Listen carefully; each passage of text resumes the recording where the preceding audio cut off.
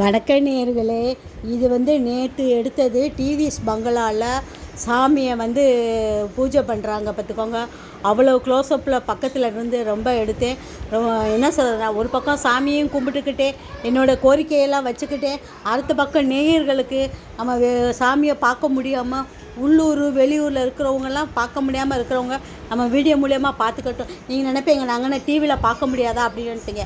என்னோடைய ஒரு காணிக்கை நேயர்களே, டிவியில் கூட பார்க்க முடியாதவங்க என்னோடய இதில் சேனலில் பாருங்கள்.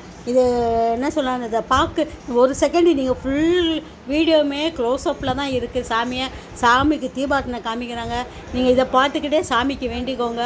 நான் என்ன சொல்கிறேன், நேற்றெல்லாம் நாங்கள் எங்கள் வீட்டில் என்ன பண்ணோம் தெரியுமா, அப்படியே பத்தி பொருத்தி சாமிக்கு காமிச்சோம். அப்படியே நேர்லேயே சாமி இருக்கிற மாதிரி.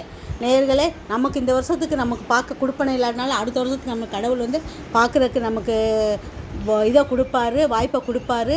நம்ம இந்த வருஷம் இருக்கிறவங்க அடுத்த வருஷம் கட்டாயம் நம்ம பார்ப்போம். அதனால் இந்த வருஷம் நம்ம பார்க்க முடியும்னு ஃபீல் பண்ணாதீங்க. நன்றி, வணக்கம்.